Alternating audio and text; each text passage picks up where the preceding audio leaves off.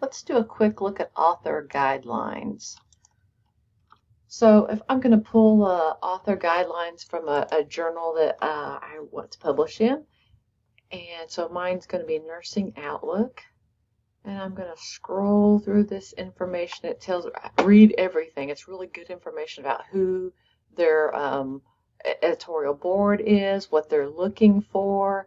They're giving you some basics here, but then what I like to get down to is reading this. Make sure you've read this. How we submit it. Things they're going to have to know, that I'm going to have to know when I submit.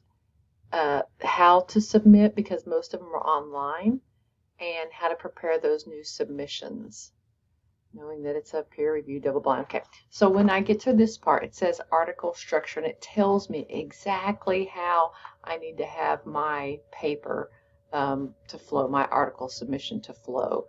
So it gives me an introduction. It says state the objectives of the work, provide a background and significance of the issue, and in this particular journal, it should include the review of literature to build the case for the study and include my purpose statement, hypothesis, question, whatever. So you can see I go through that, and it's pretty in-depth because they're looking for that literature review to be encompassed in that. Next, the section asked for my methods. How did I do that? And notice it said here that I should allow enough information that someone else could reproduce my work if they wanted to. So there's my methods section. And the next section, it asks about my findings, should be clear and concise. There's some information about how to add tables further on, but it asked me to go through those tables. And then it leads on into discussion and recommendations. I got to go through all my findings to get to that.